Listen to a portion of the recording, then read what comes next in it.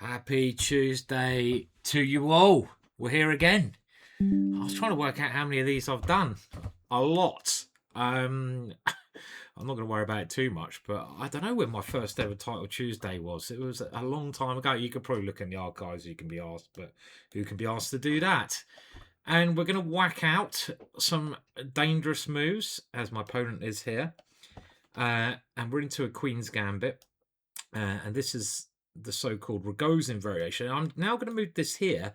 A rather intriguing idea because we go G4. One of my favourite moves. If it's not Harry, then it's got to be his best mate Gary. They're like the annoying people who knock at your door, trying to get you to do something, or just answer the door when you don't want to because you got you got no clothes on, and just bloody hell, someone at the door, and you have to put clothes on, but you don't really want to because it's nice to walk around naked. And this actually was played by what happened there? Magnus Carlsen against Indjic, believe it or not, and Anish did not play knight takes G4. So the whole point is that we've made a hook, and I guess we just keep taking things for now. I don't know. The hook is H6, and that's why the bishop went to G5 straight away. Quite a very, very little subtle idea, trying to, tempt your opponent into prodding you.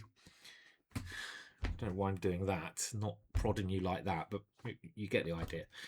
And then we're going to try and use that little pawn there at some point. So the threat here, which looks quite strong, is just H3. And that would win the knight. But even if my opponent goes knight there, there was some scary ideas. But I mean, I'm just sort of calculating if knight G3 is very strong.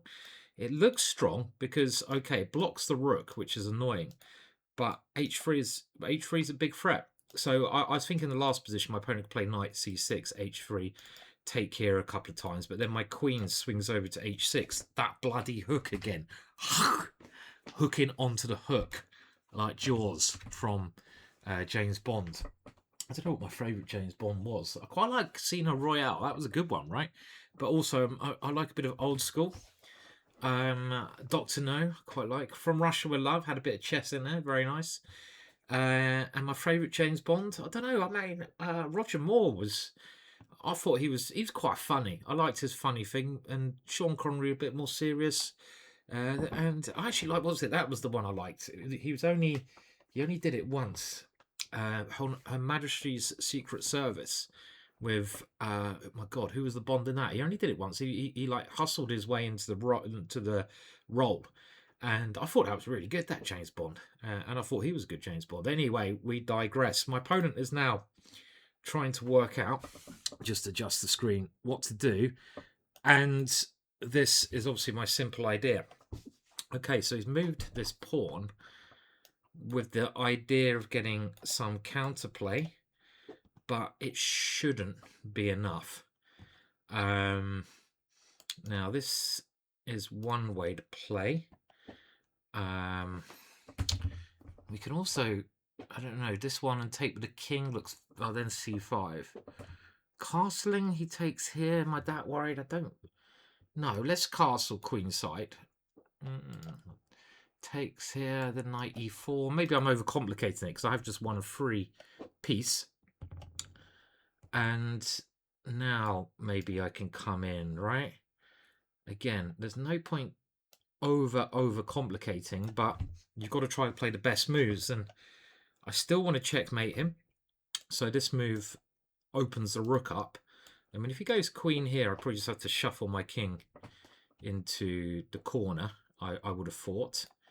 And if he takes, then I take, he takes here. Okay, I can take here. Be embarrassing. Oh no, I've got his bishop at the end, haven't I?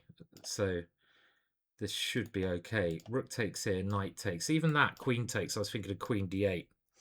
But the simplest move is at some point to take here. Maybe I should throw this check in first. so that his knight will have a hard time developing, and just grab this one.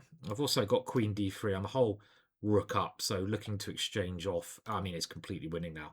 My rook can come back, and a pretty smooth game, which makes a nice change, right? It's this crafty idea: bishop g5, get a hook, bring it back, go g4, and I'm always looking for these interesting opening concepts to draw my opponent out of main line theory, because I think that's only been played a couple of times now. I'm very tempted just to bring it here. Might have better moves, but this is very close to my king, and it just keeps everything defended. So yeah, it's always. I mean, this is what I think you should be doing when you develop as a chess player. You know, openings, I was going to say, can be fun. I mean, they can be, but only if you make them. I'm not even gonna. I mean, I should really take that rook, shouldn't I? I should really. Then he goes here, and then I don't know. Okay, fuck it. We're just gonna go here. It's a bit boring, but I'm so much material up. Why not? And it's a whole rook, so just gotta be careful, and we get there. Yeah, so what was I saying? The openings are interesting. Did I actually say that? I don't know. I think I did. And but only if you make them your own. That's what you've got to do, right? You've got to own openings. Is that a concept? And make them your own. Own. So try to find wacky ideas. Try to find ideas that you are excited about playing. I think that's a key concept. You know, don't just play sort of ideas that you're like, you know, you're following some other grandmaster and you're playing it because it's another grandmaster. Well, that implies that you're a grandmaster. Bloody hell, you've improved, haven't you? But yeah, just try to think of some, and you know, like I actually had a great time recently at the Take Studios filming with the Witty Alien. He's a great lad, very enthusiastic. You know, I think he, you know, a bit of Valium now and again might not go amiss. Lovely chap, actually his whole excitement is very endearing, and he plays some really cool yet suspect openings. So he does the Elephant Gambit. The Elephant Gambit is as black. You play d5 again. The computer is going to say this is quite suspect. I'll just get the board up, but it's great fun, and it's something you can enjoy doing. He plays, of course, I think it's called the Alien Gambit. Is that what it's called? Probably called the Alien Gambit. In what's going on here? I mean, I just need to get this. So there we go. And the Alien Gambit. This is again maybe a bit dubious, but a lot of fun. It's something you do against the Caro-Kann. And he normally like starts ripping his shirt off when he does this, which just adds to the brilliance. And this is the Alien Gambit, isn't it? Where you go and whack that one off the board next. I mean, bloody hell, what a loon! But he's made his own sort of concepts and ideas, and he's been very successful from them, and he's going to keep coming out with new ideas. So good on him is what I say. And you know, we should all be looking at doing shit like that. Now, tournament score wise, we're on, where are we? Oh, come on, we should be up there. Well, we're on 1 point. It's only one game. They've got this noob at the top. We got Hans Niemann, the famous or infamous Hans Niemann. Faustino, he's probably going to be. He will be. I don't know. I was going to say world champion. He's going to be in the candidates at some point in his life. Let's put it that way. Hans is a bit older, so he obviously is going for the world championships. Why not? Think big. Will he be world champion? He's a bit older, you know. I mean, it's going to be a struggle for him to get in the candidates and do things like that. Because he's got to take another jump up in play. Well, he's obviously an excellent player. Nihal Sarin, I really like Nihal. He's got a really calm sense about him and a bloody good chess player. I hope he gets in the candidates, just because he's a good lad. Wesley So, yeah, why is he not in the candidates? I do not know. Grizchuk, he's more my age, so he's going to be a veteran on the board. Nordy Beck, is that Nordy Beck? Chess warrior, I think it might be. He's a good player. And the list goes on and on and on. I mean, look at this. You've even got FM Norwegian babies. 3134. What is that? That's scary, man. Havard. Look at him. Look at that. He looks like he's gonna go and play with his teddy bears. Oh my God, how old is he? Does it say? I don't know. Oh no! Look at this, and I've got him. What the flying fuck? Don't talk about people and their teddy bears, because if you talk about people and their teddy bears, you're gonna get teddy beared up by Havard. Havard, the Viking from Norway. Havard Haug. It's a good name, isn't it? A good bit of alliteration going on there. Reminds me of also the guy from I can't think of words anymore. Maybe I'm losing my mind. What the flying fuck is that? Let's just do this. Come on, Havard, have some of that in your pipe and smoke it. Even though you're not old enough to smoke a pipe yet, but maybe your teddy bear could secretly pass it to you. What's the guy out of Harry Potter? That's what I was thinking of. Hagrid. Yeah, Hagrid the Terrible. Okay, so what is going on here? Well, I'm using Gary again. I've got to stop doing this. Why am I using Gary so much? I do not know. And we had this kind of shite before where I wasn't totally sure what I'm doing next. Let's go here, because the queen gets to a slightly better square. And I want to get rid of that knight. And my opponent plays a very good move. So we should challenge that knight and get developed. And this is just an interesting position, right? He plays a weird move. I play a weird move. Chess is fucking weird. So that's what you get. And now he wants to capture. I want to move my bishop out, but let's just keep it solid for the moment. I really should not talk about people and their teddy bears. I'm sure he's older than having teddy bears. I kind of regret it now. I kind of deserve to get battered here. I don't really. It's a little bit harsh. And he's just playing good moves. It's always bloody. Why do these people play good moves? I want to play good moves. Okay. Now I'm thinking I want to break free, but I need to move this bishop. It's not doing much there. Am I falling into something here? Well, I'm sure. Oh God, it looks scary, doesn't it? But I hope not. I hope I got queen here if his knight comes. Oh my God, stop it. You're scaring me. I take it back. I take your teddy bears back. Is he coming in like Flynn? Okay. Now, do we want to keep them on? He's playing very well, isn't he? Here. Am I scared yet? Yes. And he's got a bit of a blockade on my pawns, which is frustrating. Okay, stop showing off. I know you're good. All right. You don't need to do this to me. Takes. Doesn't look good. So I was hoping I could move the king here, but then he just takes my rook. So, oh, fuck a duck. He's playing very well. I mean, all credit. I take it back.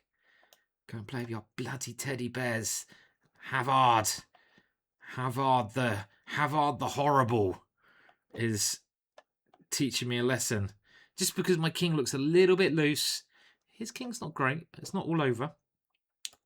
If queen here, rook takes here, could be embarrassing. So yeah, okay, so what do I do? He's coming in here anyway. He's just playing good moves. Oh, here he takes here, and that's not really what I want, is it? And he's coming in here anyway. Ah, this guy's a monster.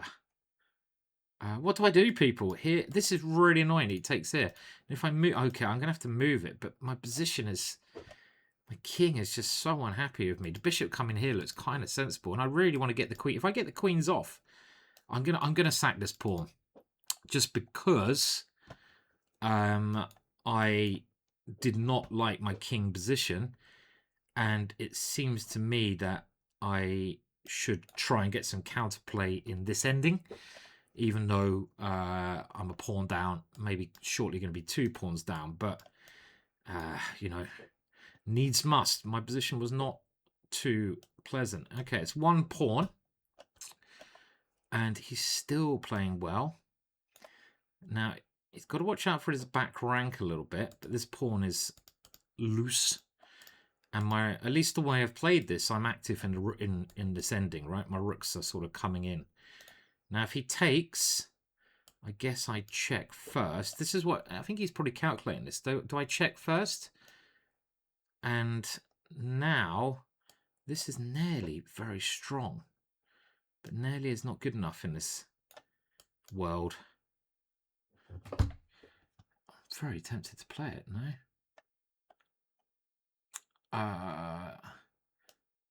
Can I do this? Okay. Or D3, which one? Here? Okay. Oh, fucking hell, you idiot. Oh, fuck it. Totally missed that one. Maybe... Oh, shit, was I just winning if I went to D1? Fuck it. Bastard. Bastard. Bastard. That's what you get for talking about... Ah. All right, Havard, you're a good player. You don't play with teddy bears. Take it all back. I'm sorry. I have to resign. That was because he's going to go rook takes bishop. Did I just fuck that up right at the end? Could I have just gone king d1? Was king d1 just game over? I thought king d3 is better. Oh, and I had loads of time. Hang on a minute. Let me just put this computer. Because I think I thought of kind of placing. Don't tell me I'm winning. Oh, he goes b4. And if I take it, then he takes here. Ah, right. Okay, so I am losing. That's all right then. It's all okay. I'll take it all back. So here, I should have taken this one. Then I think, then I was worried about this, but it's actually, and if here b4 I saw, right?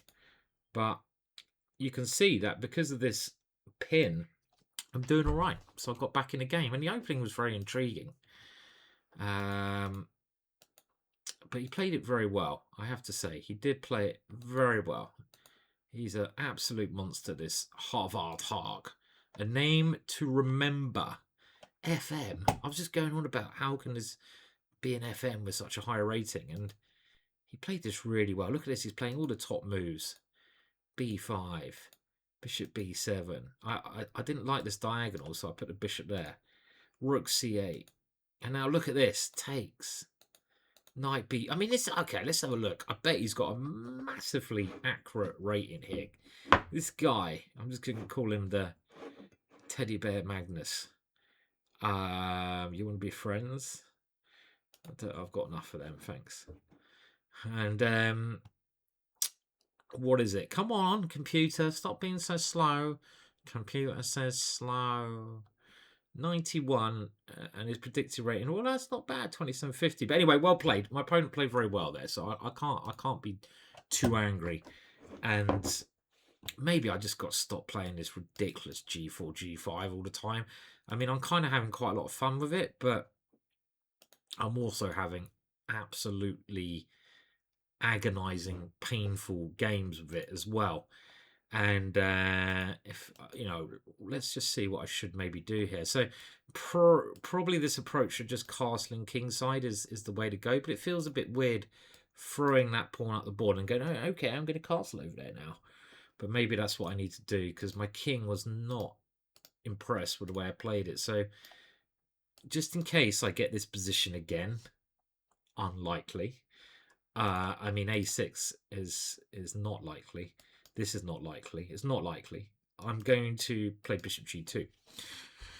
All right, now I need to just get that G4 shit out of my system. I don't know why I'm doing this. Is it like Tai Chi for chess players? Just when you're playing your games, you know, in the tournament, just start doing this. Make sure you're not playing a woman though, because it could go a bit wrong, couldn't it? Those hands, or you know, a rather large male, you know. And I recall a story. It was quite funny. A Grandmaster friend was telling me that he was playing another Grandmaster. I won't mention any names. And this Grandmaster's normal pose is he goes, you know, he goes over the board and he's really dedicated in the game. You know, he starts going forwards, hovering over the board, and he was finding it quite off-putting. So he literally didn't say anything. He just put his hand out and he just pushed his head back. He just went. So this guy was like, and just pushed him back. He just like. I thought it was quite funny. Yeah, what else could you do? I mean, if you had a nice felt pen, you could la la la la la la la la. Maybe draw some glasses on the chap, or if you've got the juvenile in between his sense of humour, as I do, la la la la la la la la. La, la, la, la, la, la, la. You know, just draw on his face, whatever you want to. But yeah, it's quite strange. Well played, Havard. I'm sure you're going to be a star. I don't know how old you are. Can we find out? Let's have a look. You should be a name that I know. Clearly you're too damn good. And does it tell me how old you are? How old are you? I mean, you are Blitz 31-33. Ridiculously good. I wish I could just get a little bit of that. And what is your rating? Your age? I don't know. You can probably Google him. I can't be asked to do it now. All right, we've got another game going. So this is round 3, isn't it? Bloody hell, you should know that. And let's go for the Rapport Stonewall Dutch. And if you want to learn more about this opening, then I have a DVD, a digital download is the professional term I've been told, for sale of this course in the GingerGM shop. There is a link in the description where you can buy some quality material for a knockdown price. Learn some great openings, learn how to play chess, learn how to be a better player and a better person with these openings. And this is Richard Rapport's Stonewall Dutch, which I have to say I've had some fantastic results with. It's a really good opening, and I don't know why more people don't do it. Probably because they haven't brought my DVD. But when they do, when the cat is out the bag, and cats should never be in bags, bastards, you will come to realise that this is good shit. I didn't really think about that move. I probably should have thought about taking this knight, because that knight's quite strong, especially if he can take here, which I didn't think about either. Oh God, why are you not thinking? I guess I can go knight there and it gets complicated. But I should have taken this knight. Take the bloody knight. It's too strong. Probably with the bishop, because this bishop's doing F all at the moment. I saw some people said I should swear less. Well, I'm afraid it's just my nature. And I get very excited. I'm passionate about things. Passionate about chess. And swearing, I believe, is a sign of that passion within. So I apologise, kind of, and I will try to tone it down occasionally, but passionately we need to swear at times. And this position, well, this is what you get with Ricky's opening. You get some kind of fun over here, but I should have got rid of this, because I mean maybe now I've opened up this kind of thing. Oh, hello, if I get the queen over here, it's time to kill. So what I'm thinking is get the queen over here. So g5, queen h7. If he puts a rook on c1, bishop b7 is not a great square for my bishop. Now, which pawn should I take with? This one allows maybe d5, rook c8, rook d1, g5, d5. This one allows f3. Let's do this. I want to keep this bishop trapped in. Now, I expect he should play f3 to try and get compensation in the center. And then we get very interesting. I mean, I can't do that because this is dropping. So f3 seems like a good try. I mean, I can... Yeah, okay, he's played it. Stop listening to me. And I misplayed this. Idiot. Not playing my best chess at the moment. I don't want his queen coming in here, really. Now, here takes... I shouldn't have allowed this to occur. Now, e3, giving up that pawn. Okay, let's do that because it gives me a bit of time. But I'm not. Yeah, I'm not liking the way I'm playing this. I could have done much better here. And actually, even last move, something with Queen d6 would have made a lot more sense, right? To try and tempt him into playing f4, then my pawn would have been great. So even that last move wasn't good. I remember this from my video. Can't remember much, but I do remember that being a concept. And then it could have been very... Okay, so he's played, again, good move. Now here, f4 doesn't make as much sense now. And I think we've got to just transfer the queen over here. But then king f2. And it's not clear how we make progress there. So king f2 is a fucker.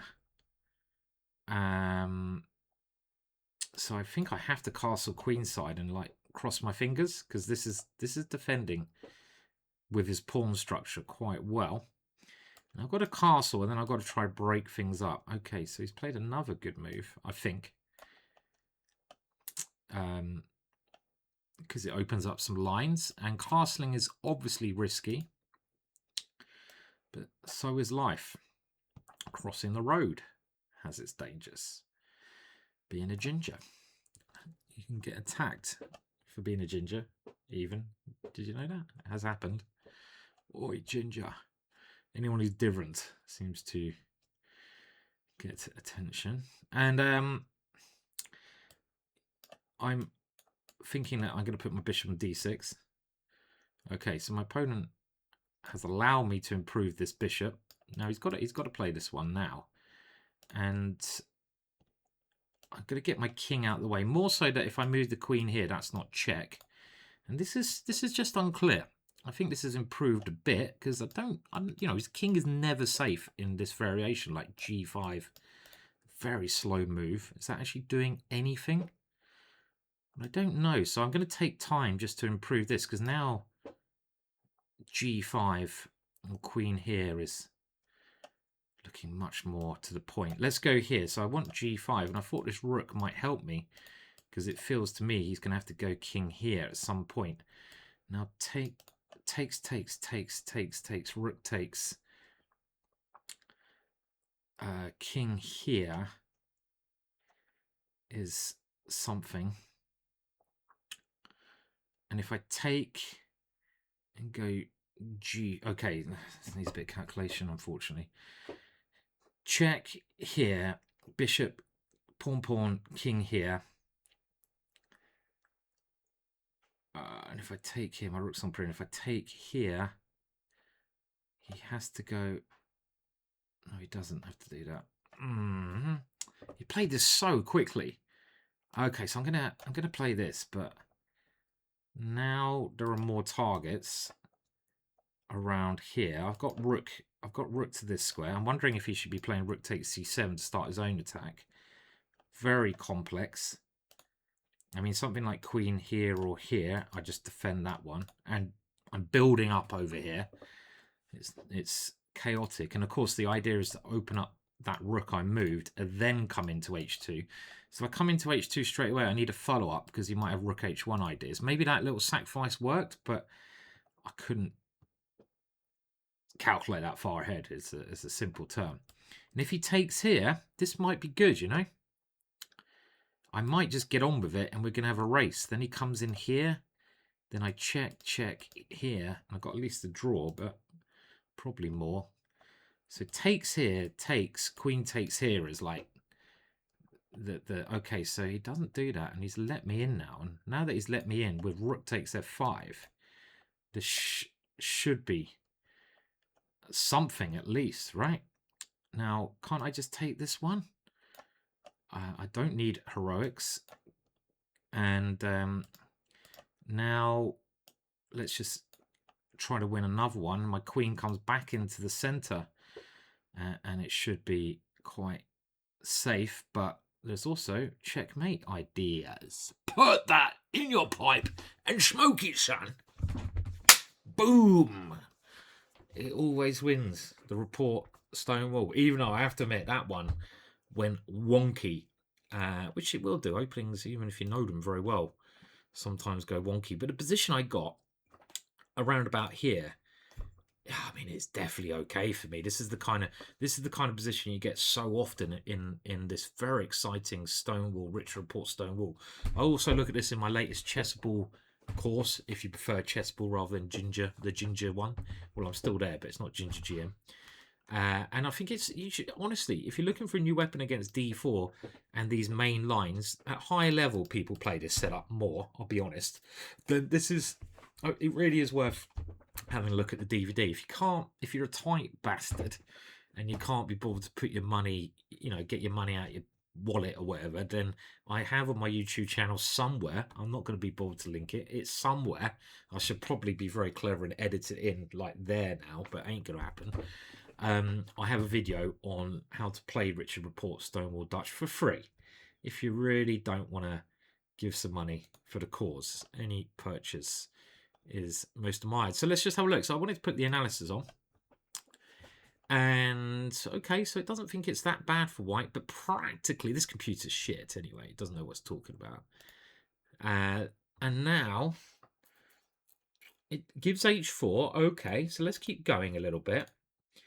And after this, okay, this is still all right. And this is where I started to drift, because I just wanted to get the game over and get this over here. And this is some crafty ideas here. For example, Queen d6 stops f3 always and just prepares Bishop b7 and castling. So that's a nice move. I think the move I played is not terrible. And now my opponent played very well. I should probably just bite the bullet and take this way. But okay, this is not the end of the world. And now this is where I said I should play Queen d6, because I've analysed a similar idea in that course. And sometimes it only comes back after you've played an inferior move. And Queen d6 here would be, I think, a very good option. And this is the way to play this against f3. Because if my opponent ever closes it down, well, now this position is just frankly very bad for white with this bishop trapped in, etc. And I'm playing another good player. So, well, I mean, they're all good, but I mean, I'm playing a superstar here. And the thing is to get to 3 out of 4, right? And getting to 3 out of the first 4 games is the big challenge. And, well, I think we're going to have to try rocking this opening again.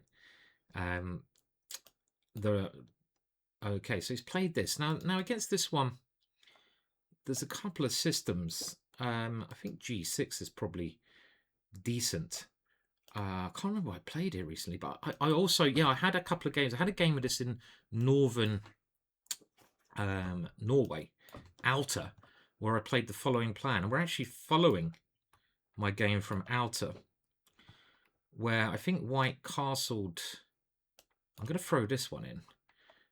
And I also had this in the Reykjavik League, this idea against Dagner. Very nice guy, strong player. And already there's some intriguing possibilities. But like this just feels loose, right? Like here, G3. Okay, I'm thinking too long because it's quite an interesting position. It kind of feels like there might be something here. I can't see it. Okay, I'll just play this. This is a little bit wet. I know we can grab this, but I don't think pawns are important. Did I have something better there? He's playing very quickly, which is a bit annoying. He's grabbed that pawn. And we want to kill him. So I don't know, here or here. Let's do this anyway. Okay, and now this one. Yup, and now let's go fucking bonkers with this. Because we don't like going backwards, and this looks chaotic. Very quick play. I think wasn't this guy like Blitz? Was he Blitz European champion at some point? He's one of the tallest grandmasters in the world, Aleksandar. He's a big guy. You wouldn't want to mess with him. But he's, you know, as most big guys are, a nice guy. A jolly giant. Why am I insulting everyone today? Teddy boy, jolly. I mean, I don't mean it in a bad way. Right. So this is chaotic, right? And he's having a think, which is a good sign. Now, maybe I did have something earlier. It felt like his setup was very tempting me to do something nasty. And now I think he wants to take. Okay, so I have to take this one. And now, does he want to come here? He does. Now E5 is coming, so he has to play something like this. And again, it feels so like iffy for him. Now taking, and then what is the question? Or do I bring my knight around with F3? So taking, I don't see it follow. He's going to castle queenside, so maybe this is. It's very interesting positions. I can get carried away on the clock with these things. So I'm just going to play this, but closing it down and pawn down is of course risky. But the point is my knight has some way back in. Now if I go here, he takes. I don't know why I moved that there though. And this move is annoying if I try this knight maneuver. I'm spending far too much time. I really want to play e5. Really want to play e5. But I can't see how to make it work. All right, I'm going to go here. This is not critical. Right, now he can't play that move. So let's play this anyway. I've got to come here. And just try and tempt him in, and I'm just going to go for his king because that's the way. Again, a rock and roll.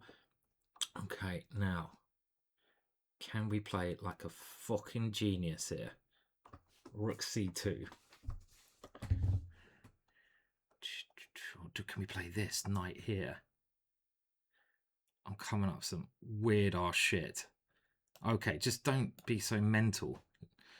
I mean, it was rook c2 takes, queen takes a3, but then, okay, so am I going to be able to resist? I've got knight here.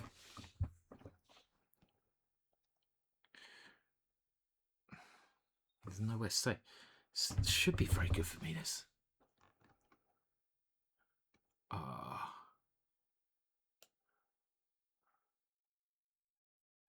I'm spending far too long again. I'm thinking queen here.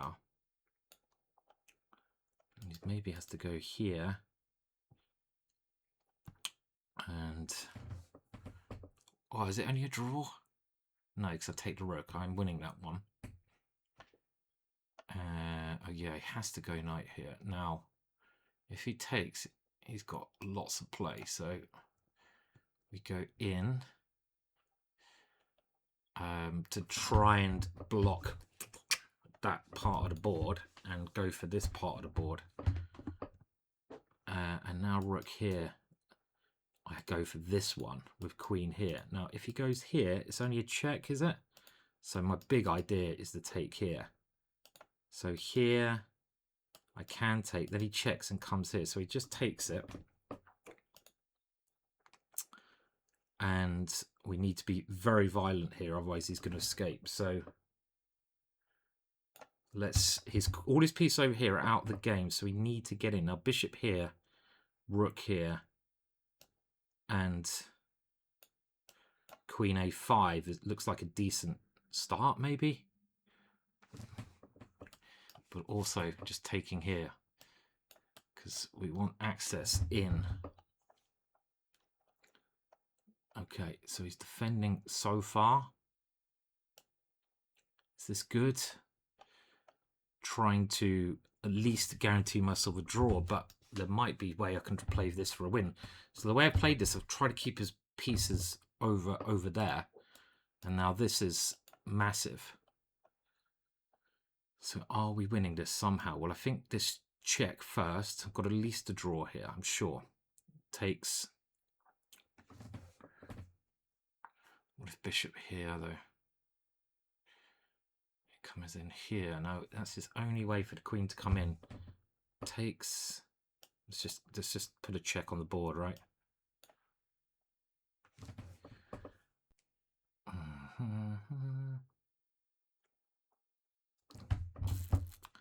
Not as simple draw as I thought. And this fucking check's annoying, right?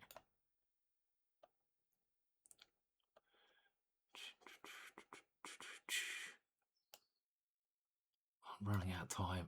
Oh, I don't know about that one. Wish I had a bit more time, because this would have been fucking genius.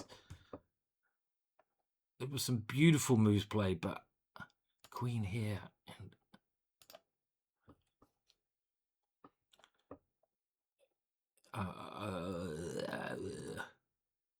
24 seconds. Queen here. Okay, so he runs. Where's my queen? Shit. What are you thinking? Oh, I don't know. He's managed to hold things together. Bastard. Oh, now he checks. Ay, ay, ay. Fuck, that was nearly beautiful. Bollocks. Ah. It's just the time was freaking me out. Let's see where I missed it. Ah, shit. Okay. Well, I think it was a really nice game. Fuck, look how much winning I am around here. This is just 1 point. And I played really well. It's annoying when you play so well, right? Okay, so this, and now what should I do? Queen d7 is better, apparently. Oh, his pieces are so badly placed. Now, I wanted to go crazy, but this is clearly better. This was annoying because it was nearly a very good game. And now queen here. And okay, he went here. Knight f4. Takes. And now this is where I started to mess it up. Now check. I did play here. And now bishop a4. I did play. And this is completely winning. And after here, trying to get his queen out. I don't need to help this bishop come in. I mean, I thought I had at least a draw, so it looked good. But, you know, why not bring another piece into play first? Rook f d8, and then you can take here. And look how much winning I am. -7. And it was, oh, God, Simon. And I couldn't see anything here. I mean, I have to keep checking him, right? This here... And it's just a draw now if I play accurately. I have to play accurately, like rook c8. This one, king goes here, and I'm starting to lose it. So it's just a couple of moments there.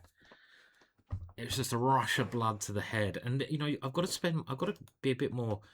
okay, let's just have a look even earlier. I mean, it was a nice game. It was a nice game, except I fucking lost.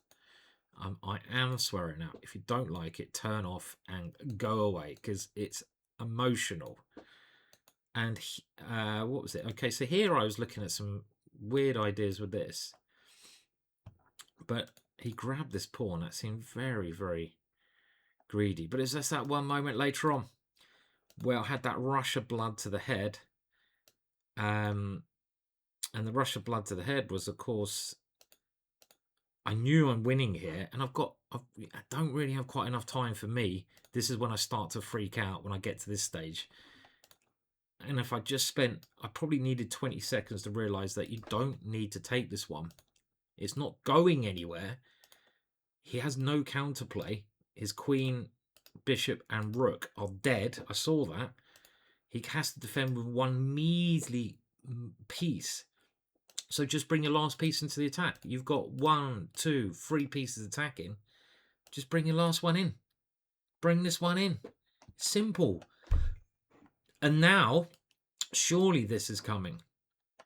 And if he goes queen here, Well, what if I take this now? Unbelievably, still a draw. It's funny he can defend, but this would have been a much easier perpetual. And the way to win, it's not obvious what it is actually. You want to get the rook here. Okay. So you just prepare that one. And this is, and then I can't see anything else except for rook here. And now we just keep coming in, and there's some beautiful ideas coming up. Let's say he goes here. We have this one. Oh, imagine if this had occurred. Fuck it. Well, we had a good go, but my esteemed opponent kept his cool better than me, and he played quicker.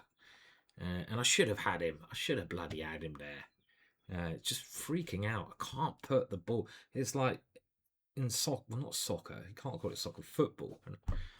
You have you like play like Pele or Maradona or Ronaldo, and you got the football and you're dribbling around all the defense. You take it around the keeper. There's an open goal there. It's just looking at you saying, "Score, baby, score against me, baby." And you like go to tap it in. You're thinking about ripping your shirt off, running around doing a lap of honour. The crowd's going crazy. And you go to tap it in and you fall over and you land in your face. You break your nose. Blood goes everywhere. You have to get taken off on a stretcher. And the whole of the fans are cheering and booing and calling your name in disgust. That's what happened there. All right, we'll be back. So we're gonna, you know, some promising games, interesting games, but we'll be back. I'm just gonna do a little pause, and it will start any second for you.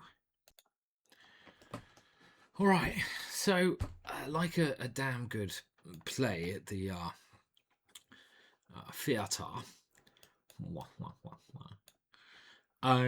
We're gonna do this in 3 parts.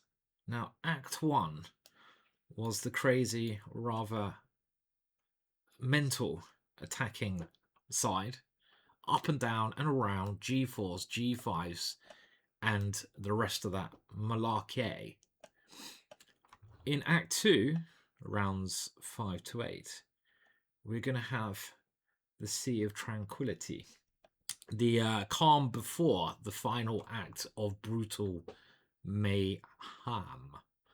So in this act, we are going to play nice, positional, calm, sound, positionally strong moves. Moves that cannot weaken our position. Moves that cannot blunder. Moves aimed at grinding down even the toughest of granite stones.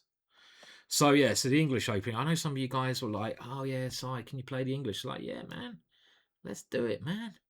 So the English it is, and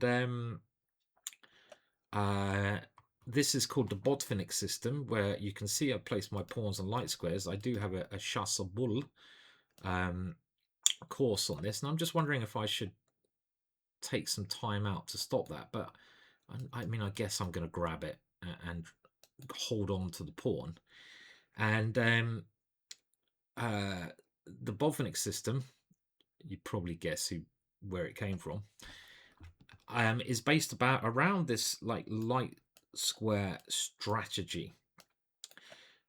Unfortunately, when you go for such a strategy, it does weaken the neighbor, and the neighbor in this case is obviously the dart squares, because I have like a nice piece of cheese, and I have seen a lot of cartoons in my life, holes on the dart squares. So you've got to try to work out how to cover them. So I've gone here to try and get rid of his very strong dart square bishop, but my opponent's decided to keep that. Good positional idea. The downside of this plan for my opponent is that his king is now, in some instances a little bit weak. So if I can remove that geezer there, we can come flying in. Geronimo. So maybe f4, f5 is an option. Maybe h4, h5 to try and tickle the sensitive little part of his king's position. But I've got to watch out for counterplay. So this is the main way that my opponent will most likely get counterplay. And I think that's covered at the moment. I do f4, f5. Is that how strong is it? I'm not sure. So I'm gonna go for the way of tickling his king with this one. Now we've got to get rid of that knight. That's too strong. Now he can take with a pawn and go b5. And the problem with that is I can take and go a5. And I've had that kind of sequence. I've played the English since I was a little person playing with teddy bears. Which I did have. I had my best ever Christmas gift. I had a teddy bear, and I did a lot of karate when I was young, and I got to one belt before black, and then I sort of gave up and started kickboxing and shit. And when I got my green belt at karate, I got up Christmas Day, and my favorite teddy bear had also magically got a karate suit and a green belt. Oh my god, that was such a good, thoughtful gift, right? It's not about getting the, the money and anything. Just that was so cool. I was like, look, my teddy bear, he's got his green belt as well. Get in there. So that was flipping awesome. Well done, Karate Ted. You did yourself proud that day. Now can I even take this? Well, no, because he goes here. So well. I want to go f4, but I've played this move, so I don't have the option of going h3. Now, do I even consider? I think we got to start making plans against the knight coming here. Do I even consider taking this knight if I force him to take with a pawn? Because then he's got 2 pawns in the way of his bishop. Now, positionally speaking, I'm doing very well, because I've got a connected pass pawn, and that's what I'm talking about, this middle game. I don't know why I was talking about a teddy bear theme today. And okay, what am I doing here?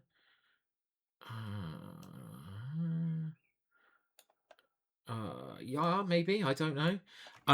So what I was talking about was, like, when you play an opening for a long time, you gain experience, you gain sort of interesting and good ways to play the middle game, and that's obviously something that I've learned from experience in this. But my opponent's playing good moves, and this knight is quite annoying, right? Now I want to come here, but he takes this pawn. Do we go for exchanges? And I just want to also somehow get to his king, but it's not. This is such a good piece. Can't go bishop 8. I can't go here. This is too strong. What am I doing?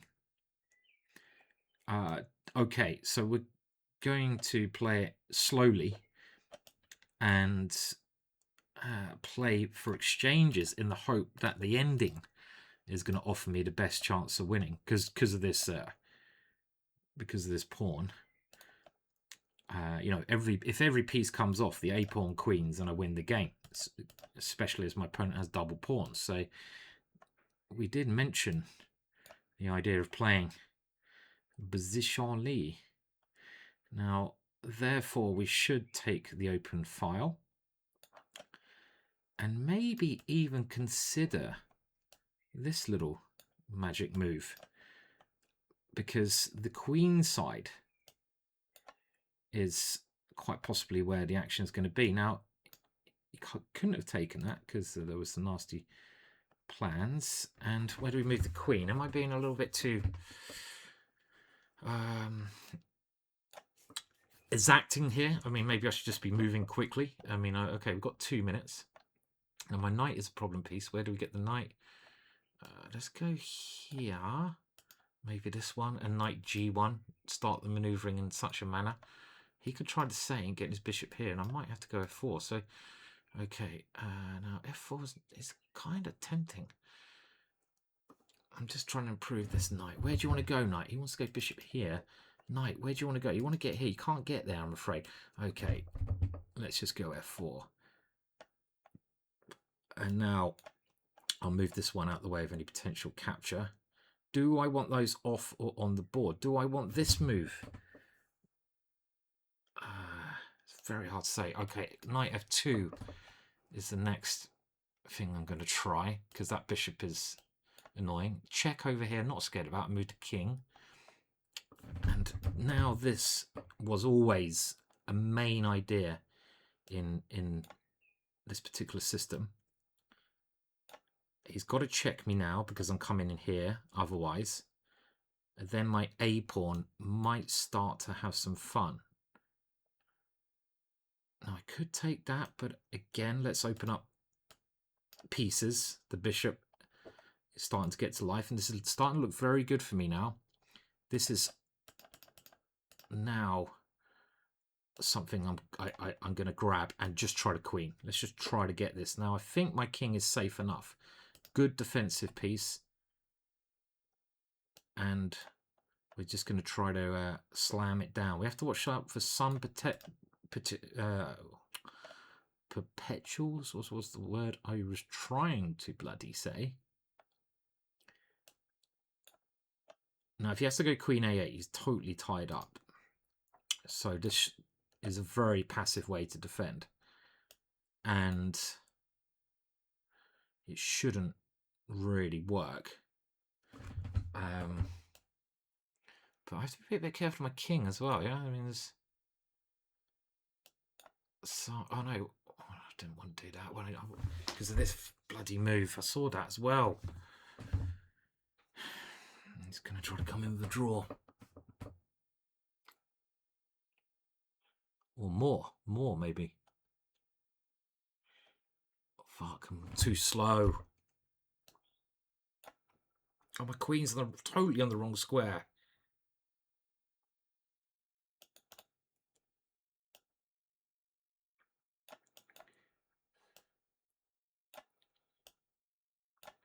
Fuck it. Playing really well, but I'm not. If you get my bloody jest.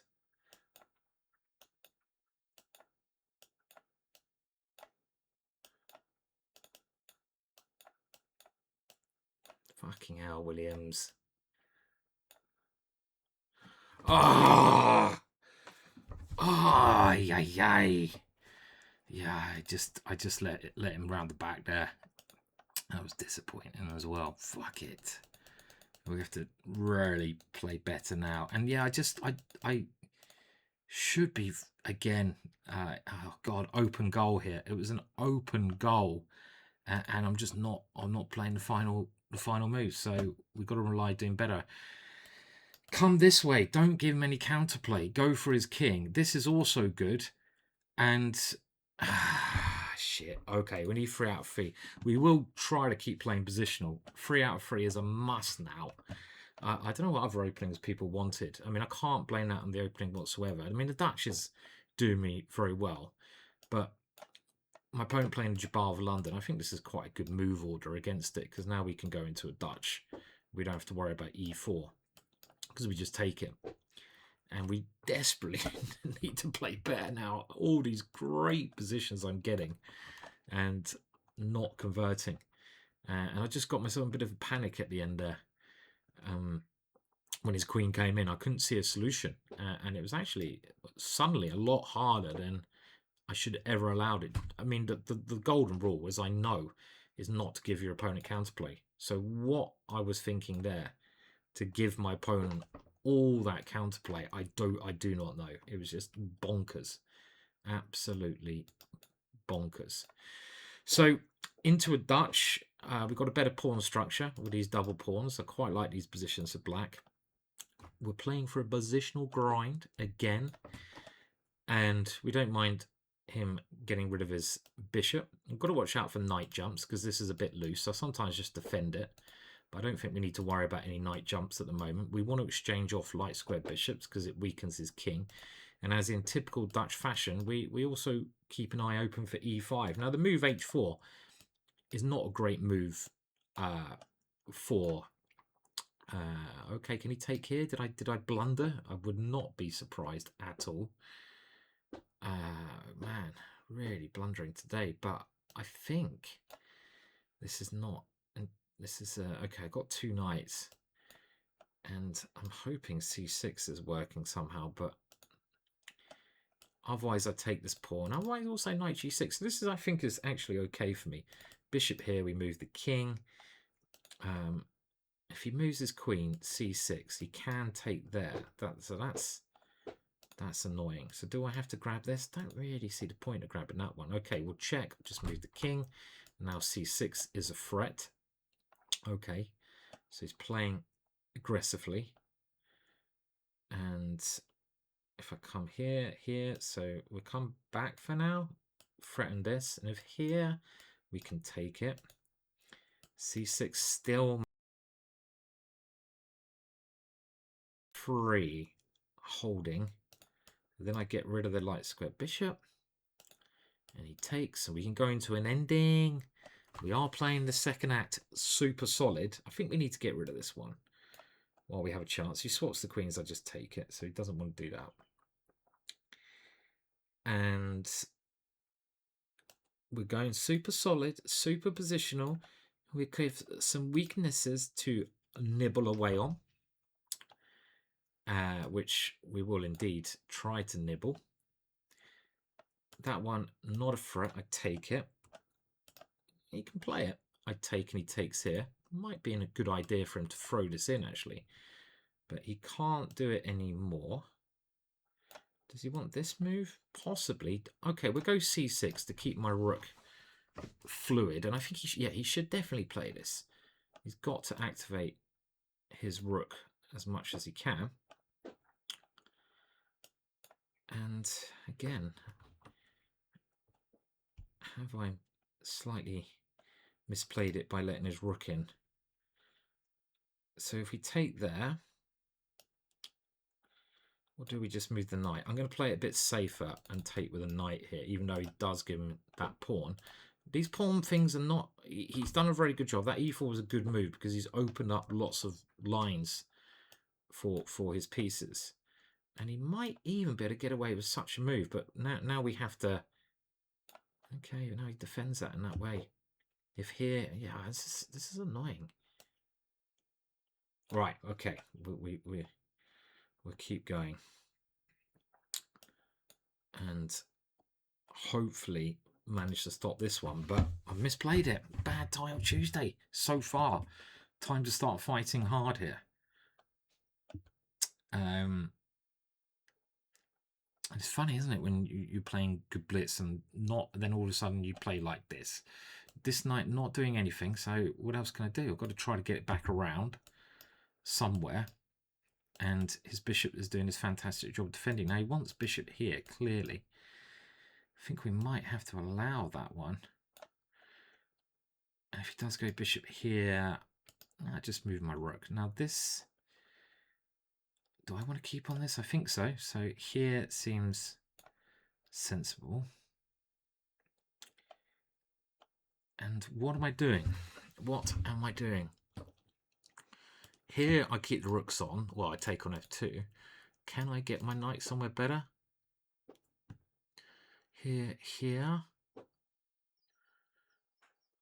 Do we just... Okay, let's just keep it defended for now. And try to get something against f2. But that's a very big pawn. Very, very dangerous. So I have to go here. I have to keep my rook hitting him. He can't go king f1 because I take that. And now he's played this move. So, again, playing well, my opponents. Now, if he takes, I come in, and it's probably a draw. Probably a draw. And if he doesn't take, then I'm going to just go for f2. So that's what I'm trying to do. Get the knight in a position where... Okay, so he's gone for this. Now, is this a draw? If he tries to win, he's got to be very careful he doesn't get mated here. So... Is he... Okay, first of all, this is a mate threat. So he's either got to move the king or move the rook. And he's got to be so careful. He moves the king g6, and 2 rooks on the 7th rank are spicy. So rook here, g5 is a bit slow. So we'll just grab this pawn first. I think we might as well.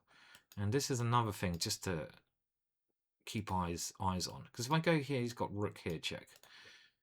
Still quite interesting. So he comes all the way back. So here, check, and maybe a draw. But I think a draw is probably what I should be aiming for now. Is he just going to take the draw? That'd be a little bit sad. Because check, and here's the idea. And it probably... Now this one, can we play for the win? It's a bit mental to do that, right? Well, let's give him one more chance to do something else first. Because again, this check and rook h2 is the threat. And if he checks and I do come this way, well, doesn't that just lose? He wants to go rook takes, but I've got rook h2 at the end, no? Don't know what he was thinking there. He had to go check. And the point here is I've got this one. And he took it as well. Very surprised he took it. Because he should have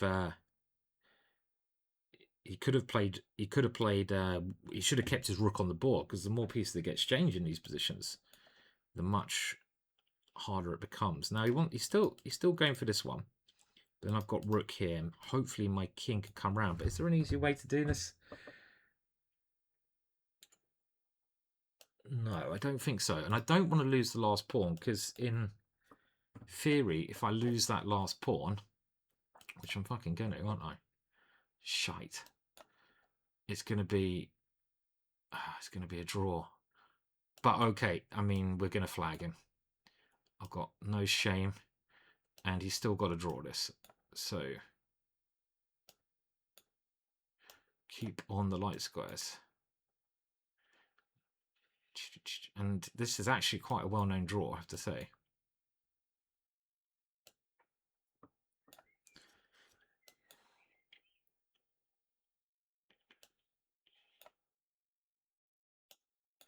But he's got to be careful, and he wasn't careful. Well, I mean, okay, with a time situation, it's impossible. I'm always going to flag him, and like I said, I've got no shame. We need to get 3 out of 4 here. We get 3 out of 4. What are we on? So we need 2 more. 5 out of 8. It's okay. It's Act 2. It's the positional stage. It's playing with the foundations. The first stage, we had the waves. We're coming in on the Viking boat, riding the waves. You know, ups and downs. We land at shore in Act 2. We have a very fortified sort of concrete-y, nice shore, and we're just feeling on the ground. We're taking it nice and easy, going towards the castle of Doom, which we plan on taking over. A bit of gold must be hidden somewhere in thy castle. And we were worse in that game. I mean, like, you know, most of the games I can't. I mean, I suppose I'm playing all right because I'm getting winning positions, but I'm not putting the ball in the back of the net. But this one, where did it go wrong? Well, I allowed this tactic, and I think that was just a bit of a hook, line, and sinker thing for me to do. You can see how good my position probably is already. It's really nice, and I don't need to rush with e5. Why am I rushing? He's not going e4. This was impatient, and I played a couple of impatient moves, and as I'm trying to play a bit more positionally, that was a little bit silly. If your opponent is like not making progress, not really doing anything, if he's hitting at air, you know, like without substance, don't know what that was, it's like a doggy paddle we call it, then why make it easier by forcing the issue? Let him hit at air. So let's stick with the English, and we're not going to throw this game away as we did last time. And now we have a symmetrical English. Nice positional maneuvering battle. We got the Botvinnik variation yet again, where we play on the light squares. D4 is what black generally aims for. This maneuver is a very common device, trying to, you know, teleport this knight to there. And what are my plans? Have a sip of juice. My plans involve playing number 1 for b4. You look for the breaks. Number 2, you can go f4, f5, but that's not actually so effective in these kind of positions. And number 3 is d4. And the breaks d4 and b4 I feel are the most effective in the middle game here. So we can try to go for d4, bishop e3, d4, and you get them Roxy bind. And b4, you go with rook b1 and b4. So this is all in the chessball course that I've done. The Iron English, myself and Ricky Palliser. And I'm just going to take the option of knight g4 out of his grasp. And now he's played here. And I think is this an idea? Well, it's an idea. It's actually okay. So it's sacrificed a pawn, and I think I might have looked at this at some point. Maybe even had this against Stanley Badisconi, which makes me think what I'm supposed to do. Okay, well, let's grab with the pawn. We'll force the knight to move. And I think I've had this position, believe it or not. Funnily enough, it's just peculiar. Now, how do we play now? So move the. Okay, so he's got this break in, which is a little bit annoying. Don't really want to take with a bishop, do I? Let's go rook b1. This might have been what I had against Stanley in the British Championships like 3 years ago. Stanley Badisconi, up-and-coming English, I think junior still. Don't know how you classify junior now. Someone who plays with teddy bears. A junior, I guess, is under 18. He's probably not a junior by any means. I don't know. And b4 is what I was hoping to get in with the rook here, because I am a pawn up, and if my opponent, plays too slowly, he's not going to get his pawn back. So can he get it back now? Knight takes here. This is surely what he should be doing. Or knight takes knight and rook takes here. Then maybe I can. It's getting very dry in the position. Lots of pieces coming off, but we are in positional Act 2 mode, where we've got to grind and not get too short on time. No counterplay. Don't let counterplay. The only game I've lost, counterplay. So he's gone for this one, something I just did not consider at all. Now, it probably makes sense to do this, but why not? Actually, why not do this? Because I'm a pawn up. I don't need to grab that one. I have to take the knight because his bishop's on me, and it looks to me like I've managed to keep that extra pawn now, no? Okay, there's some tricks. Tricky, tricky, tricky, tricky. Here, bishop here. So, he's tricked me a little bit. Now, bishop here doesn't help. Just rook takes there anyway. Okay, so he has tricked me, and he's got his pawn back, which is annoying. So we're going to have to go into an ending and do it positionally. Obviously, this structure makes it very drawish because all the pawns are on one side of the board. Now, my rook is a little bit, just a tad, just a little, not a lot, just a little, a little bit more active. So this is how we can sort of claim the tiniest of edges because of this sort of active rook. But I must also admit, this is why I do not play this kind of chess normally, because it's flipping boring, right? Grinding away against a little disadvantage in the position. Oh, you have a weakness. I will probe it. Probe your weakness. It's not like sexy, is it? I don't think God invented chess to play like this. I think God invented chess because, according to the Old Testament, he does like a bit of violence, and it should therefore be played that way. I don't think he does like violence, really. It's just like one of those inevitabilities that humans bring on themselves. And my opponent really trying to dry everything up. It's not a very good bishop, is it? Oh, God, what is this? He's coming here. Now, here? I don't know. I don't know, Simon.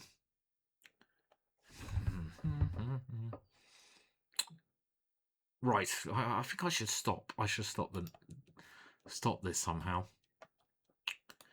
Now, 2 bishops, not great. This one, I prefer the knight, but he does have double pawns, so it's still balanced. Now, knight here, he's trying to swap off. And he might have his swap off. This one's a little bit funny though still. His rook's much more dangerous than mine. Okay. Well, I don't see much of an option. Let's try and get the king here to stop this possibility. And grinding with the better pawn structure. He wants this check, yes. I've got f4. I think we have to do it. And he doesn't want that yet. Okay. I'm playing this quite risky. Now check here. He's got to play this. I don't like f4 because g3 is very weak. A little bit worse here. Okay, his last move was a mistake. He could have checked me first, which would have caused real annoyances. And my rook hasn't got any targets. This is the fucker. Now he's coming in. So he's still playing well. I mean, this positional stuff, it's a joke, isn't it? How can anyone do this? Well, I've got to stop that. Now he wants this one. Stop playing good moves, man.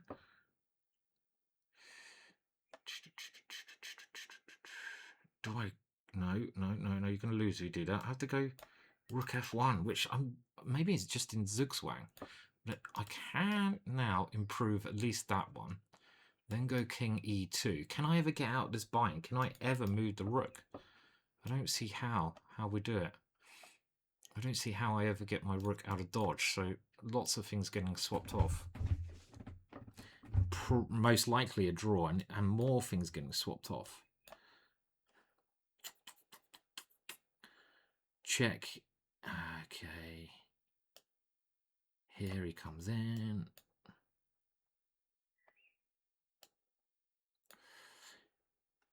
Oh, shit, my clock.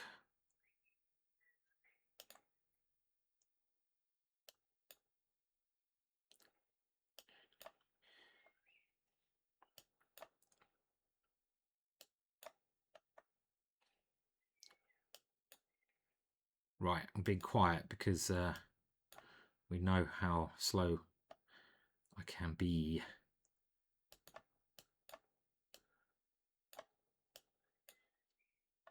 So I'm trying to play with a little bit more urgency.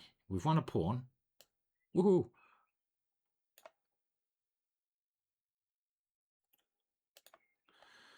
But not really enough to win the game, no? Unless he makes a mistake. Fucking hell, what am I doing?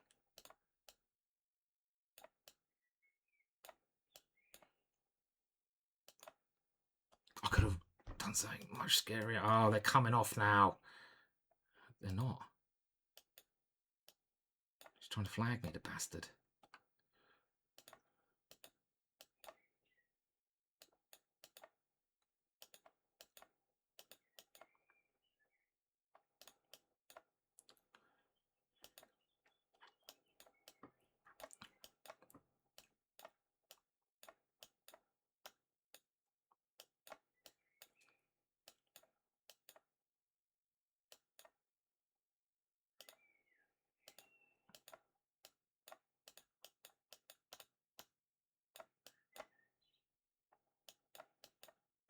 Ah, oh, so slow. Oh man. Oh, he really deserved to lose that for trying to flag me, the little git. Bloody. Oh man. This is how hard positional chess is. 105 moves. I mean, honestly, how do people do this stuff? People play chess like this. Can you believe it? People actually enjoy this kind of chess. Absolute madman who can play. I mean, David Howe does this all the time, torturing away. It's obscene. Right, one more game in the quiet section, and then we can. And then I think we're just gonna have to let loose. I can honestly not play much more chess in this manner. I mean, people do it. People actually do this all their lives. They grind out. I mean, who's a famous example of this? There's plenty out there, aren't there? Grinders. They do play 100 moves. Little weakness. I'm not gonna sacrifice. You have a square. Maybe I flag you if you play badly. Oh God. Just wrong uns.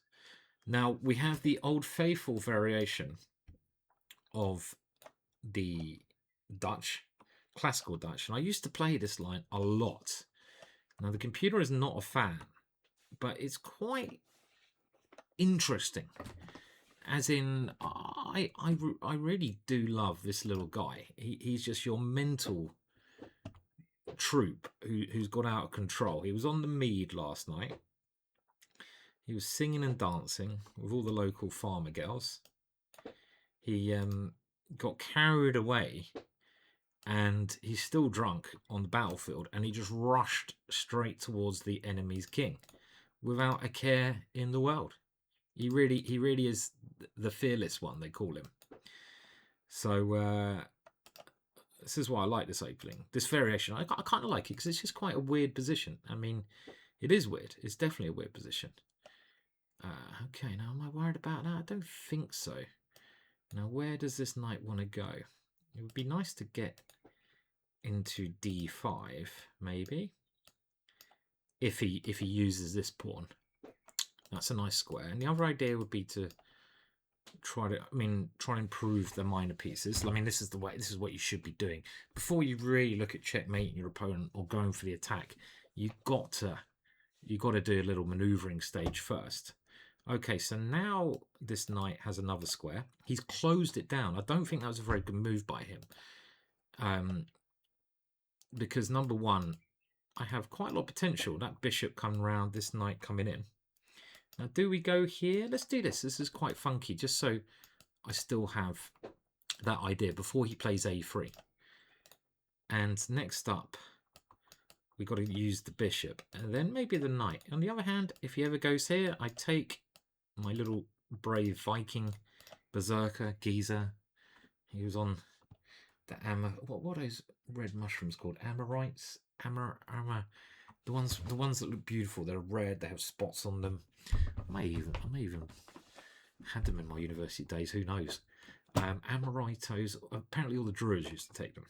Apparently, they took all sorts of shit, didn't they? Okay, so he's moving this one. So we got to start doing our own maneuvering, and that was a good move. Actually, he comes in. I forgot about that. That's scary. Yeah, I didn't give you respect there, sir. So do we have to cover it? I think so. We don't want that coming out. Otherwise, I was thinking about sacrificing, and now we have to get rid of this one, or try to, because it's just too much, that knight hovering. Yeah, back you go, son. And which way do we go? Okay, well, we have other ideas for the knight now. Around. He's trying to block it up. Let's continue with the bishop maneuvering. And is there a rook a4? Is that helping? Well, my knight now is not great.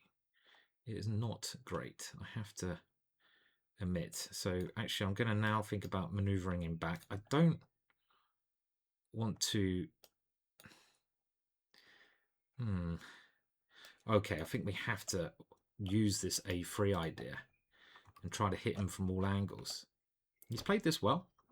I think he's done some nice maneuvering. And now if we go here, can we sacrifice with something like this?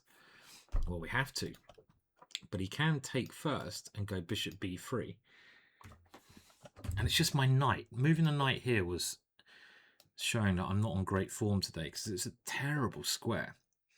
So what I'm thinking of doing, I want to get the pawn here and try to get the knight here. But in the meantime, he's going to have this very nice open line. What was that? That was bizarre. I don't understand that. Okay, I will take this one.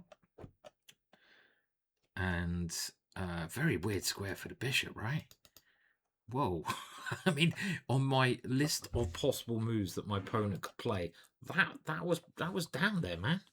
That was definitely down there. I'm just going to grab him now. I'm just going to start whipping. Oh, my God. Yes, I saw that. Sacrifice. And now... I didn't see that. Again, I'm not playing great today. But this is... I've got a lot of pawns. Did I want that? Maybe I want the bishop here. Because I can't let his rooks come down. So maybe, again, another slight mistake by me. Now, we can't defend that way. So this knight's got to get better. And at least it can defend it this way. Messy position. Okay, he wants to come and break up. And that's a good move. Okay, here, I don't know. Good move, good move. Don't want him doing that. Oh.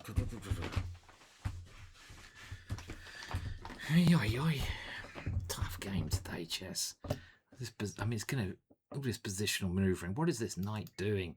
Okay, I'm just going to get in there and keep playing positional, Simon. Okay, he's now gone a little bit aggressive, which I think he's very justified of doing, because whose king is weakest? Probably mine. He's got two tempting moves, this or taking, trying to get in here. They're both scary. I don't know. I'm up on pawns. I've got one weird extra pawn. This one definitely looked more scary. You come in. Now, let's at least take that one so he hasn't got the option. And what next? My knight is purely a defensive unit here. Is he going to come this way? Yeah. Scary.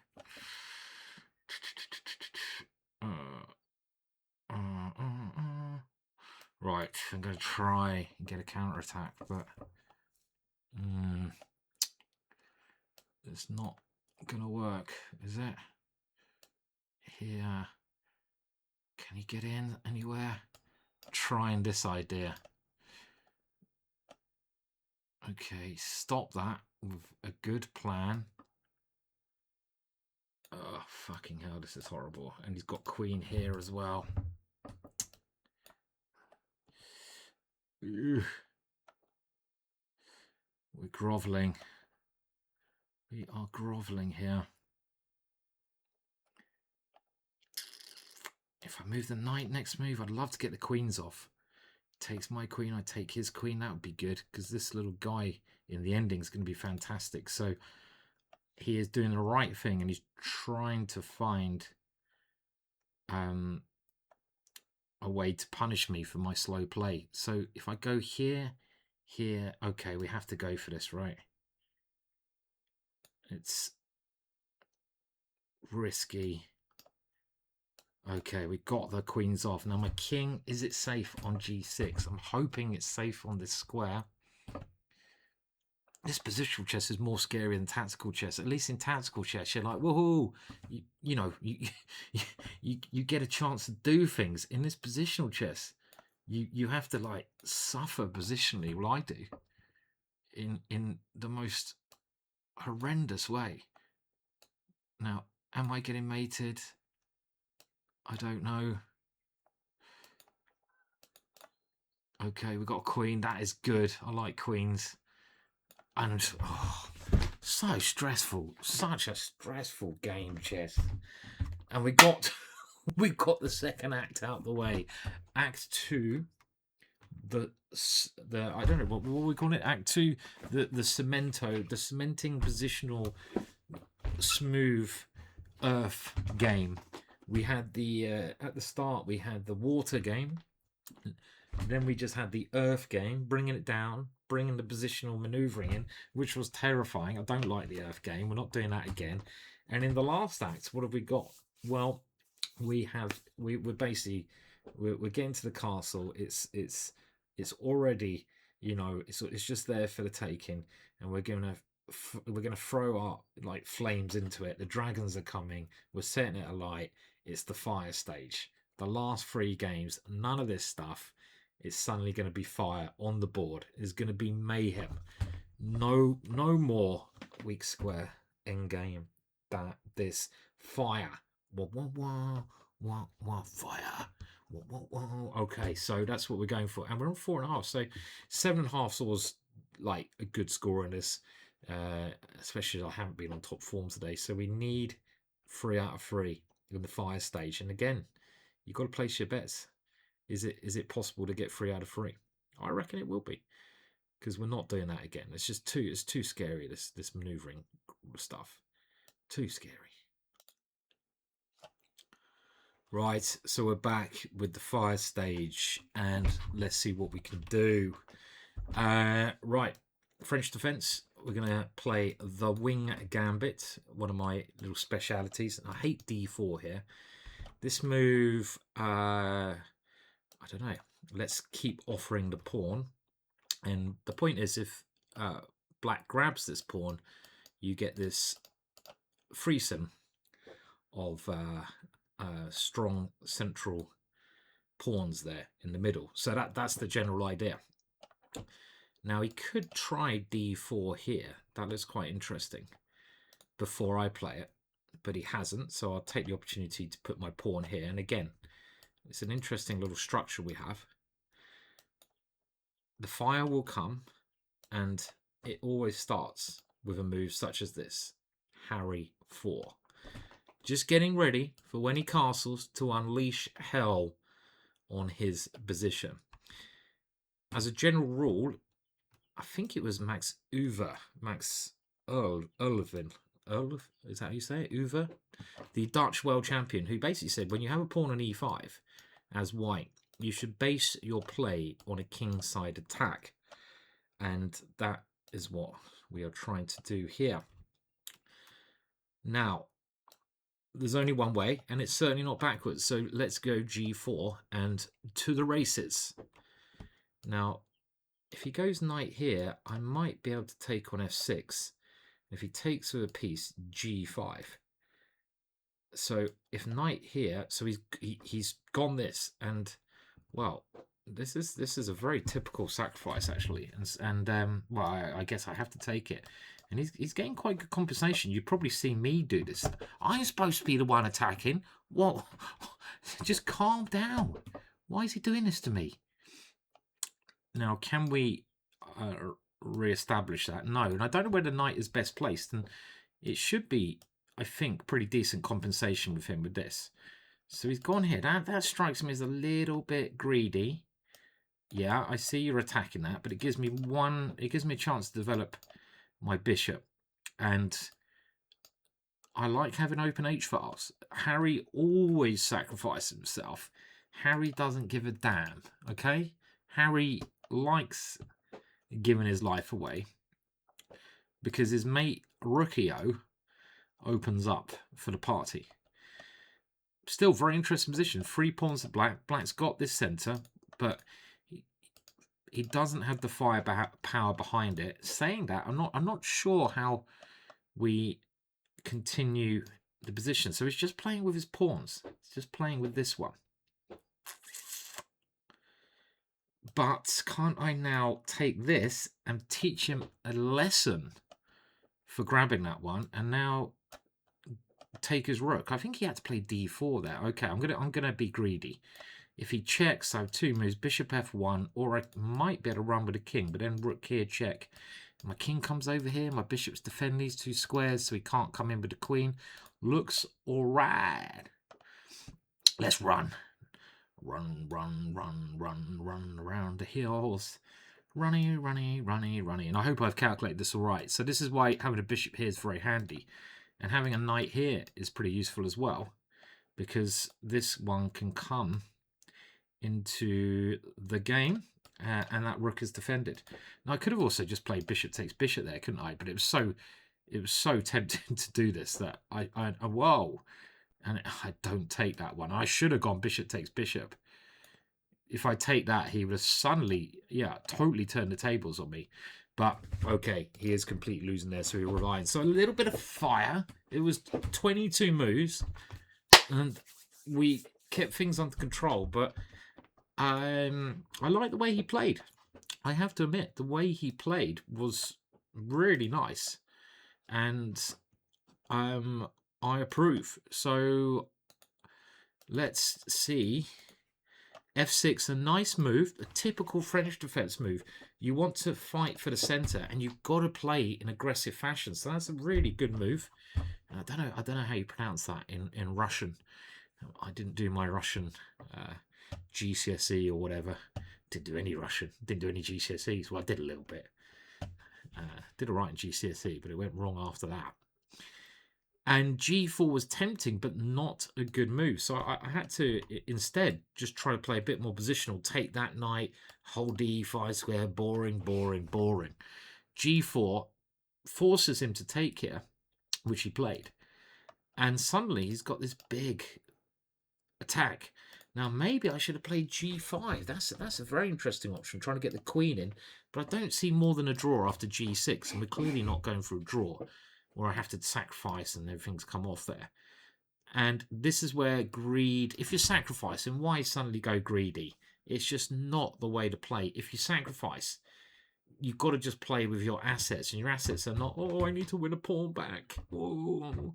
No, play with your assets. Play with your center. And I think just getting these guys rolling a little bit more, like bring this knight in. Start pushing the pawn. Do something, son. Do something. This is also fine, but not the next move. Not this. Get the boys working or develop. So this gave me a chance to improve my position, defend, develop. And now, well, okay, I think he's already in trouble. Because if he goes here, I've got many options, including this. This is very nice, actually. There's one very nice win here. Do you see it? If G5, D4 is white to play and win there. Can you see the win? Nice little tactic. Think about attacking. Think about counter-attacking. And the way he played it was clearly losing. But if he does go here, G5, if he takes here, we've got check, king here, check, king takes. So 5.5. We're 2 points away from 7.5. A little bit of fire on the board. And it would also be nice to finish above 2,800 again. Not sure I deserve it, some of the positions I've thrown away, but we'll try. Now, what else has been going on? Well, I mean, I've been working very hard. I think I mentioned on a couple of things, this release of a new website, which I was hoping would come out like yesterday. It's Tuesday's day, isn't it? Title Tuesday. Yeah, it is, Simon. But it should come out at least by next Monday. So if you sign up to the GingerGM newsletter, we'll let you know about that, or follow me on Twitter. It's going to be, I think, really a cool website, and you guys, I think it will really help your chess, and it's like, you know, it's a very educational thing. I'm actually just making loads of videos for it at the moment, so I'm hoping to have more videos coming out. So yeah, do stay tuned. And I'm not really into comics, but I've been I have to just mention this because I was just sort of, as you do, shit browsing. I don't know what you call it on your phone, which I've got to stop doing. And I came across this comic, and I've never really been in comics, and I thought, what's this? And I started reading it, and I'll tell you what, it's definitely my sense of humour. Now, does anyone know of Werewolf Jones? It's not the name of the comic, but he is a character. He is the master of chaos in the comic, and oh my god, you probably should be an adult to watch the comic, but it really is dark and funny humour. I think it's a comic written by maybe Simon Hanselman, something like that. But if anyone out there shares my warped sense of humour and has read that, then let me know your feedback, because it's bloody brilliant. It's so wrong, it's good. And life needs to have more of a sense of humour, and in some ways we should laugh at the darkest things, because otherwise they're just too dark. Let's bring a bit of light to the dark, and sprinkle some cherries on, you know, the most horrible things. Actually, I don't know what I'm talking about. Next game coming up. Should be any second now. And I'll be with you in a minute with hopefully more fire burning that castle down. So a serious challenge here. Again, I say only in FM. I know FM is a very strong title. Let's try something different. We've had a lot of Dutch. Let's go for the English defense. It's very, very exciting. If white goes e4, if not, it's a bit more positional. Yeah, I think we might get a positional line if he goes g3. Okay, it's staying a bit spicy. And we'll go back into a Dutch. Don't know this guy, but 29.53. I've never been that high myself. It's only something I dream of. And how do we do this? So we've got it. This square is the most important square. This is a key. I feel I have to take that one before my knight gets in trouble. And if I can get a knight here, then I'm always reasonably happy in these middle game positions, especially with opposite side castling. So how do we get a knight there? Well, I have to either move out the pin or forcibly move away from the pin. So my opponent is first of all going for this and action against here. Okay, and that makes sense, doesn't it? Because my knight is on pre. Now he's also got the knight coming in here. This is a typical idea, and I should have seen it coming.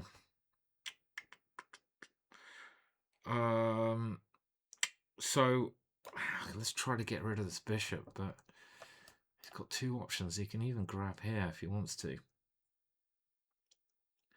Takes there. Knight c5, or do I have to take here? Takes, knight takes, then knight d4, queen f6. Might be alright for me. And if he takes here, that line seems alright. Now if he takes here, what is my answer is the question I'm trying to, the simple move. Rook takes.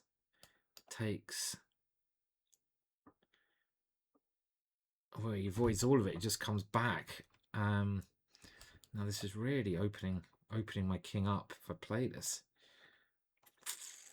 Okay, I don't like the pin, so we will do it. And again, now he can take here, which he does now. And I feel in this case we should move the knight. But it's going to be a challenge getting this pawn back. Okay, his bishop simply goes. And I get my knight to e4, but look at the state of my king. My king is shouting at me for being such a stupid, annoying... okay, I don't know which square is better. Does it make any difference? I don't even know if it does, so I shouldn't really be thinking. Does it matter if I go here or here? I want to win the pawn back. And if he pushes a pawn, I've got to keep that area closed. But I have got my knight to the square. So knight d4, f4 is the move I'm sure my opponent's looking at, which he can probably play because he will get chances against my king, but I am grabbing a piece at least in those lines. Otherwise, I'm going to take this one, get rid of that annoyance. And then he can go knight d4. Then I probably come back. If he goes here, I can defend c7 as such. My bishop's not bad. My knight is good. I think it's okay. I think. So he has gone here, and now, yeah, well, this was the critical line. Okay, well, I think we have to go with it, yeah? We have to see where this ends up. Okay, so he's just played this one.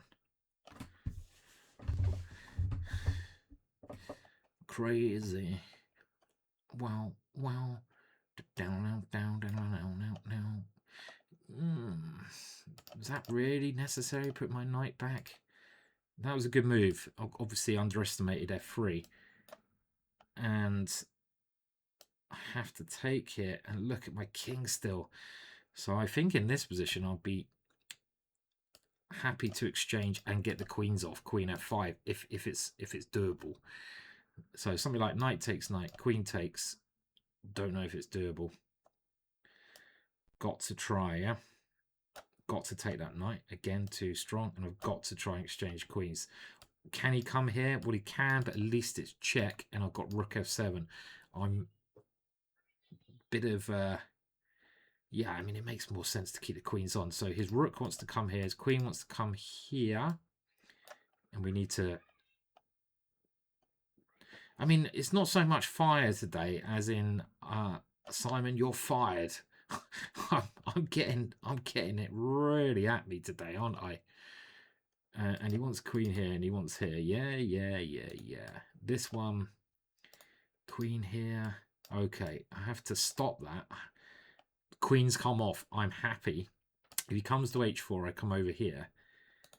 If he comes here, I go here. I'm just like dancing, and because he's higher rated, we can hope that he will play for a win, because on this channel oh god, did I just do that? Oh my word. Oh, what a blunder. Probably in trouble anyway, to be honest. Fucking hell. Oh, now we're fighting to go 50%. Oh man, I have to look at that little d5 move was very strong. I probably shouldn't have gone d6. Oh man, that was terrible then. But I don't know. I feel like I'm not happy here, because how on earth do we stop this? And as the computer says, it's trouble anyway. I just missed that my rook's overextended, but I don't think we're going to be defending this too weak king.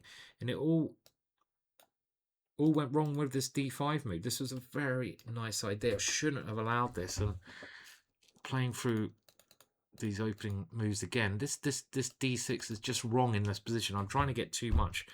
I want to go d6 and recapture with a knight here and have, oh, a lovely dovely well. But if I leave my pawn here, it takes the sting out of d5, because I can always take back. So let's just get rid of that bishop now, or get out or just get out of the bloody pin. You know, maybe this is simplest, so I don't push my pawns forwards.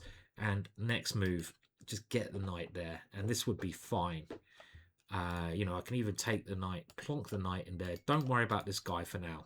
If he ever plays d5 now, it's totally different, because e6 is defended. So this is silly. So I've got to remember this d6 move, not right. Okay, well, it's been a tough Title Tuesday. It always is.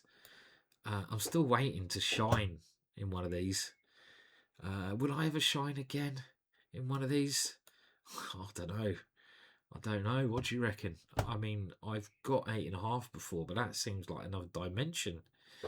At least we're on 50% this week.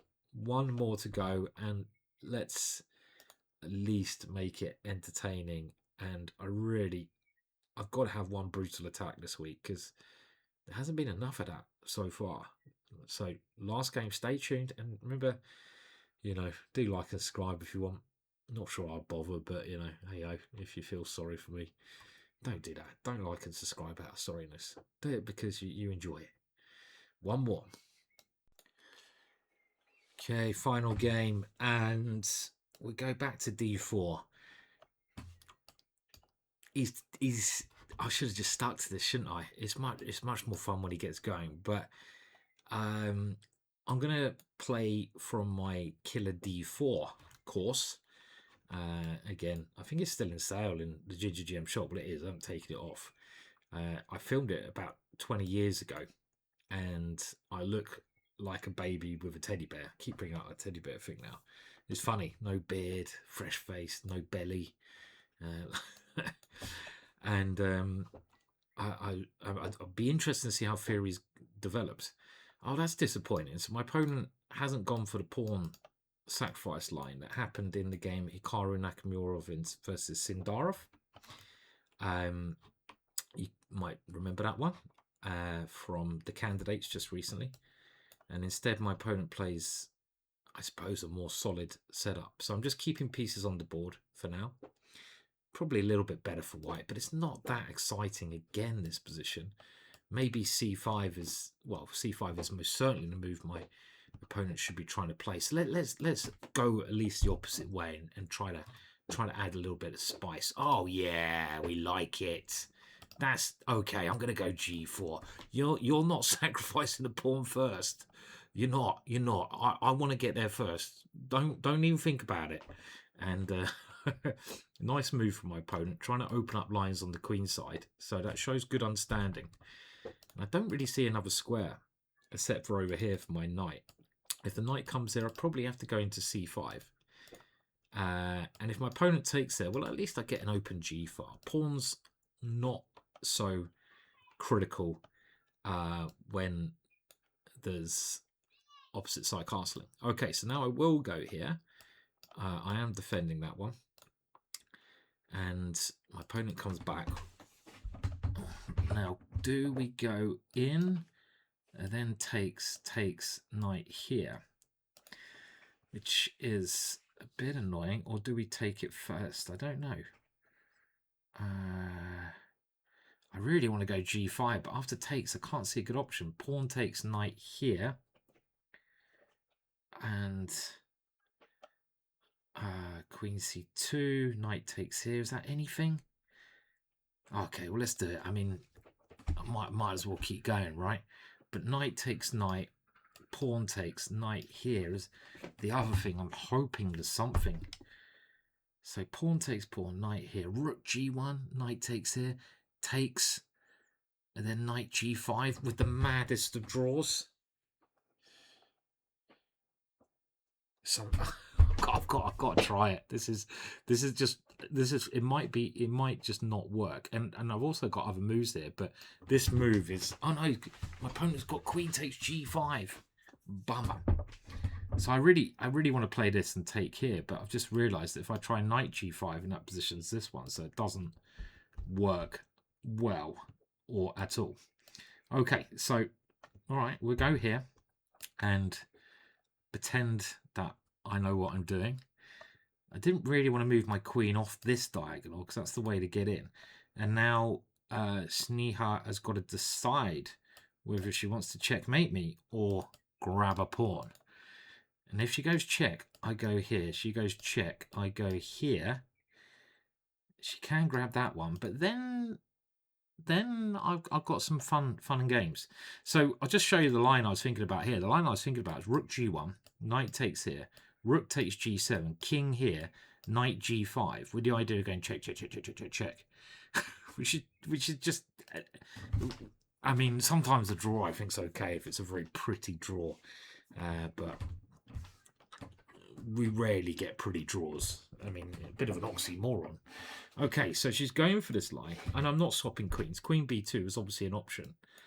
We're doing this line, and this is the only way to attack now, but it's my move here.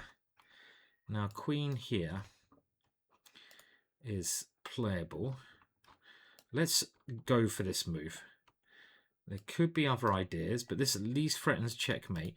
Is she okay? So now I think I have to take here.